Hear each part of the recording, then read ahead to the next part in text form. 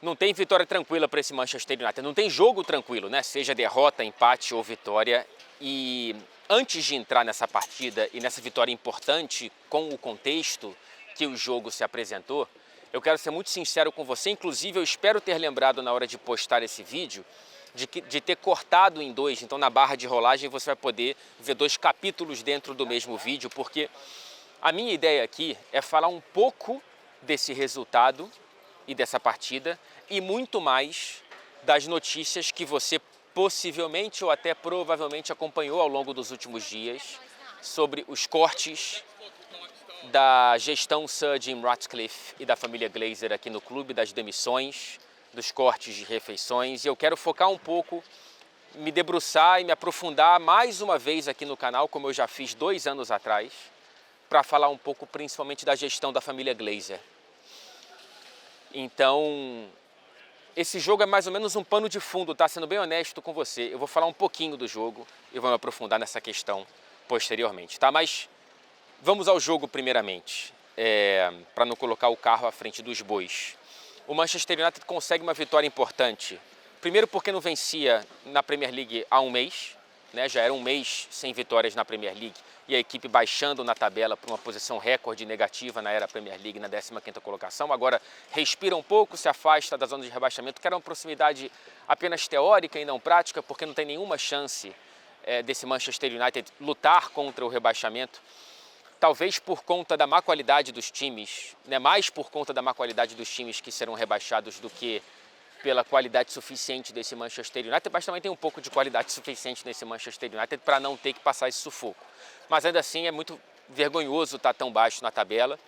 Agora sobe um pouquinho para a 14ª colocação, empata em número de pontos com o Tottenham, ambos com 33. Aliás, não vou analisar os outros jogos dessa rodada porque eu não os vi, tá bom? Então esse é o único vídeo dessa rodada que eu vou postar aqui no canal. O Manchester United ele sai atrás do placar logo aos 4 minutos, num recuo absolutamente equivocado do recém-contratado Patrick Dorgu, que veio do Lecce por 30 milhões de euros, se eu não estou enganando, ou algo enganado, ou enganando, algo ao redor dessa casa aí dos milhões de euros. Eu não consigo ver falha do Onaná nesse lance, tá? Eu sei que ele poderia estar na direção do gol e não fora do gol totalmente, mas, cara, assim, não tem como você, como jogador de futebol, não olhar e ver onde está seu goleiro antes de dar um passe para trás.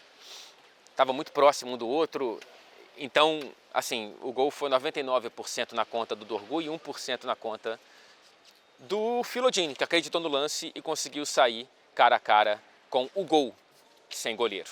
1-0 para o Ipswich Town, já um clima de desconfiança danado, todos os fantasmas reaparecem, mas ainda assim o Manchester United consegue a virada. Primeiro com um gol contra do capitão Sam Mose, o egípcio do Ipswich Town.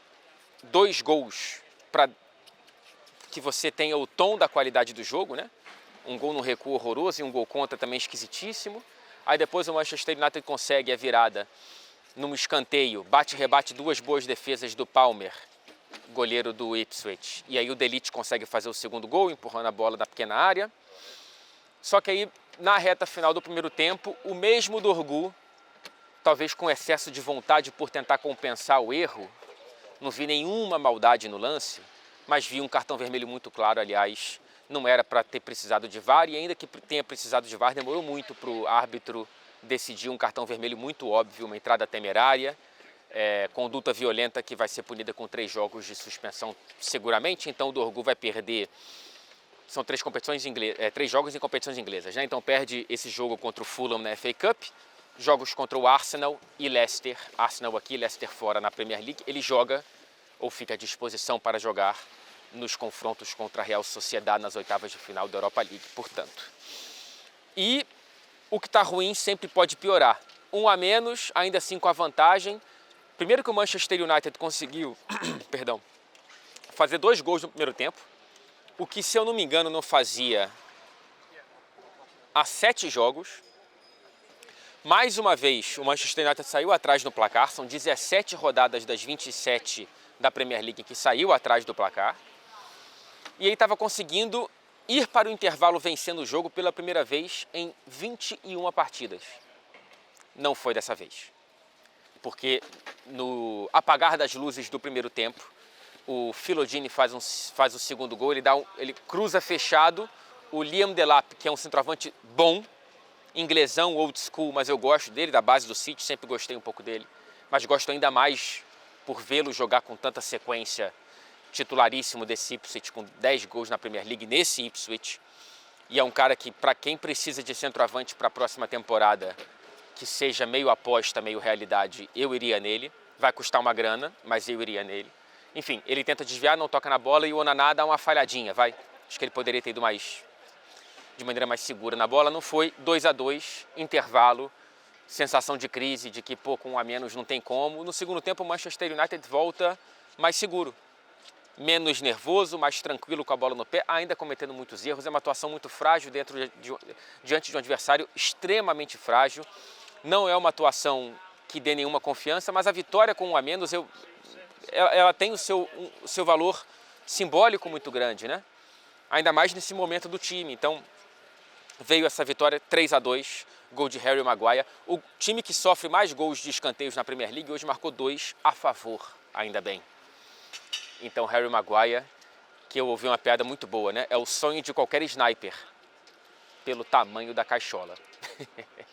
Coitado do Harry Maguire. Mas enfim, eu gosto do Maguire por ele talvez ser a personificação de uma reviravolta positiva possível dentro desse inferno astral que vive o Manchester United, né? Há salvação mesmo que você tenha pisado no fundo do poço. Não que o Harry Maguire vá ser algum dia um zagueiro do meu apreço técnico, mas ele tem seu valor e ele tem demonstrado um valor importante nessa temporada e nesse jogo ele foi muito importante defensivamente, não só pelo gol marcado. Pois bem, 3-2 e aí em meio às celebrações da vitória, a torcida não esqueceu de algo muito importante e é o link para eu fazer a virada de chave aqui no vídeo, porque a torcida começou a cantar canções de protesto contra a família Glazer e agora também canções de protesto contra Sir Jim Ratcliffe. Isso vem na esteira das notícias de mais demissões do Manchester United. Então vamos lá. Desde a chegada da petroquímica Ineos de Sir Jim Ratcliffe, que veio para tomar o controle do futebol e das operações do Manchester United em janeiro do ano passado, desde essa chegada deles, uma série de decisões pouco populares foram tomadas, ok? Entre 400 e 500 funcionários demitidos, teve uma primeira leva, um primeiro passaralho, um termo muito comum do jornalismo, infelizmente, no ano passado e agora esse segundo. Refeições no CT e no estádio substituídas por pão, sopa e frutas para grande parte dos funcionários. Aumento no preço dos ingressos, o Manchester United não está sozinho nessa, tá? O City aumenta, todo mundo aumenta, menos o Liverpool e o Brentford, que foram os únicos até aqui que anunciaram congelamento dos preços para a próxima temporada, mas o Manchester United aumentou para essa, inclusive. Aumento no valor do estacionamento para cadeirantes em dias de jogos. Corte do subsídio de transporte de torcedores para a final da FA Cup em Londres na temporada passada contra o City. Corte na festa de Natal dos funcionários. Encerramento do vínculo com Sir Alex Ferguson como embaixador, entre outras medidas, repito, pouco populares e algumas delas pouco humanas. Pode fazer sentido na ponta do lápis, nem acho que todas fazem, mas eu não tenho as contas do United abertas para mim, com todos os detalhes, mas não é na calculadora que você tem como resultado o valor humano de alguma empresa, de alguma pessoa, e lembrando que as empresas são feitas de pessoas, evidentemente.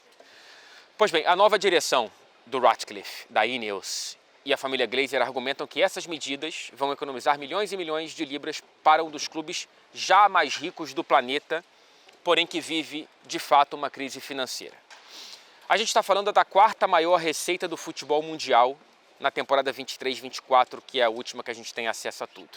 Atrás apenas de Real Madrid, Manchester City e PSG. A gente está falando do clube que mais gera receita em dia de jogo na Premier League, até por ter o maior estádio do país. Dos clubes, né? Só perde para o Wembley em termos de tamanho. E a gente está falando do segundo clube de toda a Inglaterra com maior receita comercial, patrocinadores, acordos comerciais. Ainda assim, nas últimas 5 temporadas, o prejuízo do Manchester United chega a quase 400 milhões de libras. Em paralelo aos cortes na base da pirâmide, nos funcionários, no pão, na sopa, o Manchester United gastou 14,5 milhões de libras com as demissões do ex-treinador Erik ten Hag, depois da renovação do contrato, e do ex-diretor Dan Ashworth. O United pagou a multa dele junto ao Newcastle, esperou por 5 meses, ele ficou empregado por 5 meses e depois pagou a multa para demitir. 14,5 milhões de libras. Será que esses cortes vão chegar nesse valor?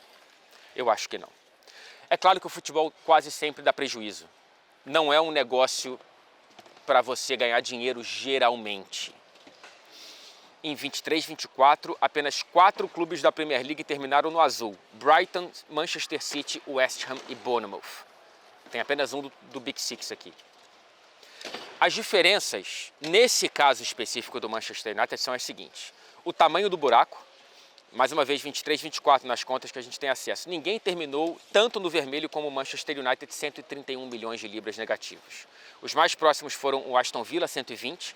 Aliás, o Villa precisa ir para a próxima Champions, senão vai estar enrascado financeiramente. E o Tottenham com 96 negativos. O segundo ponto específico do Manchester United é que quem está pagando o pato não são os responsáveis verdadeiros pela queda de um gigante como esse clube. E aqui eu estou falando, minha gente, mais uma vez da família Glazer, que talvez seja o maior case de sucesso para proprietários numa relação quase que de mão única no futebol inglês, ou talvez no futebol mundial. Não é a primeira vez que eu falo isso, repito, fiz esse vídeo 2 anos atrás, mas é importante voltar a colocar o dedo nessa ferida. Vamos à lista dos feitos da família Glazer à frente do Manchester United. Os Glazers pegaram um empréstimo em nome do clube para poder comprar o clube lá atrás em 2005 no valor de 660 milhões de libras. Somando com os juros de lá para cá, essa dívida hoje está na casa de 730 milhões de libras. A terceira maior de toda a Premier League, atrás apenas de Tottenham e Everton. Esses dois construíram novos estádios para chegarem a essa dívida maior do que a do Manchester United. O Manchester United só tem essa dívida porque os donos usaram dinheiro do clube para comprar o clube. Eu não sei como isso é legal. Repito, como já falei várias vezes, não sei como isso é legal, mas foi assim que eles conseguiram e ainda conseguem. Essa dívida, com juros altíssimos, sempre foi e ainda é quitada aos poucos com dinheiro do clube, não da família Glazer. Somente em juros criados pelos Glazers, o Manchester United pagou 834 milhões desde a criação da dívida. Os Glazers, além disso, pegaram para si, por anos a fio, pelo menos entre 16 e 22, uma parcela do orçamento bilionário do Manchester United como lucros e dividendos. Somente entre 16 e 22, o clube pagou à família 156 milhões de libras. Somando a dívida criada pelos Glazers aos dividendos entregues aos Glazers, a família custou ao clube bem mais de 1 bilhão de libras nos últimos 20 anos. Bem mais. Isso sem contar os erros estratégicos no futebol por pessoas empregadas por essa família. O Manchester United gastou mais de 1 bilhão, bem mais de 1 bilhão, para ter a honra de ter os Glazers como ponta da lança dessa gestão. E eu vou deixar essa informação decantar aí, porque é um absurdo. É um absurdo. O Manchester United é o único clube de toda a Premier League em que os donos tiraram mais dinheiro do que injetaram. E aí eu olho e peço para você olhar também para esse gráfico produzido pelo Swiss Rumble, que é um cara aqui da Inglaterra que faz estudos maravilhosos sobre as contas dos clubes. Eu pago o Substack dele, inclusive sou assinante, para poder ter acesso aos estudos maravilhosos que ele faz. Entre 2013 e 22-23, uma década, portanto, quem está no topo desse gráfico são os donos que mais investiram nessa década. Quem está na base são os que menos investiram. E está ali, sozinho, isolado no fundo, o Manchester United dos Glazers com 177 milhões retirados pelos americanos. Assim, cara, eu não estou tirando as críticas dessa nova gestão, até porque essas decisões, quem tomou foi essa nova gestão do Sir Jim Ratcliffe. Essas decisões aí, de cobrar mais por estacionamento de cadeirante, de cortar refeição de funcionário, foi escolha do Sir Jim Ratcliffe, mas, discordando ou concordando com essas decisões, eu discordo evidentemente, eles estão tentando tapar um buraco de um poço sem fundo, que é ter a família Glazer como dona do Manchester United. É muito importante que a gente não se esqueça dos verdadeiros responsáveis por colocarem esse clube no buraco onde ele está. Ainda que seja um clube que gere tanto dinheiro, é uma máquina, ainda. Foram os Glazers que não colocaram um centavo em reformas substanciais nesse estádio em 2 décadas, tá? As únicas reformas mais pujantes foram nos setores de hospitalidade para patrocinadores, etc. E quem paga mais são os caras que estão sentados nos setores que não têm investimento desde que essa família chegou aqui. Foram os Glazers que colocaram pessoas do setor bancário para comandar o futebol depois da saída do Ferguson. E claro, eles ainda são sócios majoritários e não têm nenhuma intenção de se desfazer desse cofrinho que é o Manchester United para eles. É claro que o United, ele investiu muito dinheiro em futebol. Aí você pode pensar, bom, então não são donos tão ruins. Olha quanta grana o clube investiu. É a grana que o clube gera, meu amigo. É porque é uma máquina isso aqui. É um canhão. Não é uma grana colocada pelo dono. Não é um pai rico que vai lá e banca. É o clube que gera. O clube gera tanta grana que inclusive dá dinheiro para os donos. O clube pagou a própria compra. Segue pagando. Olha isso, cara. E aí, vamos entrar nos reforços? O Manchester United é o clube que mais investiu em reforços na última década em todo o futebol inglês. 1,275 bilhões para nenhum título da Premier League depois da saída do Ferguson, para 4 temporadas fora da Champions e para chegar em 2025 na 15ª colocação, agora 14ª, com a sensação de que vai precisar gastar uns 200 milhões pelo menos para ter um elenco minimamente coeso com as ideias do novo treinador. E o Manchester United vai ter que se revirar para arrumar esses 200 milhões, porque o clube se enrolou com tanta má gestão, com o fair play financeiro tanto da Premier League, o PSR, e o fair play financeiro da UEFA, caso esteja em competições europeias na próxima temporada. O Manchester United tem o segundo maior valor de amortizações em toda a Premier League, só perde para o Chelsea. O que é amortização? É você dividir as compras de jogadores pela temporada, pelos anos de contrato do vínculo. Então, se você compra um cara por 100 milhões e tem 5 anos de contrato, contabilmente, esse cara vai te custar 20 milhões por temporada. Isso vai se acumulando e aí o United tem o segundo maior valor acumulado de toda a Premier League. E também tem a segunda maior dívida em transferências, que ainda não pagou, basicamente. Isso é algo que entra muito na conta do fair play financeiro. O Manchester United vai precisar, basicamente, vender para comprar bem. Não ajuda o fato de que é o 13º clube da Premier League que menos fez dinheiro vendendo jogadores desde a saída de Ferguson. Melhorou um pouquinho recentemente, mas é um clube que não sabe vender os jogadores. E não ajuda também uma campanha dessa que só desvaloriza os atletas. Ninguém em sã consciência quer vender os poucos destaques e ninguém em sã consciência quer comprar os jogadores que não estão rendendo no Manchester United. São caríssimos, com salários altíssimos. Os tickets premiados para o Manchester United são Antony e principalmente Rashford. Eles têm que terminar bem a temporada por Betis e Aston Villa e o United tem que torcer para eles serem vendidos, porque eu falo principalmente Rashford, porque ele é uma prata da casa. E nas regras do fair play financeiro da Premier League, não sei se da UEFA, se você vende um cara que você formou, esse dinheiro entra limpo nas suas contas. Você não tem que descontar o que você investiu na contratação dele, porque não houve contratação, houve formação. Então, cara, para que o Amorim tenha uma janela em condições para alinhar esse elenco com os próprios fundamentos, em campo, o Manchester United, idealmente, daqui até o fim da temporada, teria que ganhar a Europa League para poder estar na próxima Champions. O dinheiro da Champions faz diferença. E terminar o mais alto possível na Premier League, porque cada posição acima na Premier League você ganha 3 milhões de libras. Pode parecer pouco para o tamanho do Manchester United, mas é isso que vai economizar com cortar a refeição. Então 5 posições já são 15 milhões de libras no teu bolso. Entende? Faz diferença. A FA Cup ganha um valor não pela premiação, caso você não ganhe a Europa League, porque você precisa estar na Europa para ter uma grana. Então é melhor estar na Europa League do que não estar. É claro que o ideal é estar na Champions e o único caminho do United é ganhar a Europa League, mas se não ganhar, a FA Cup é um caminho para estar na Europa League, porque não acredito que esse time vai brigar por posições europeias na Premier League, nem eu, nem você, nem o Amorim. Então, cara, resumindo, quando alguém disser para você que o problema do Manchester United não é simples de não estar visível, acredite nessa pessoa.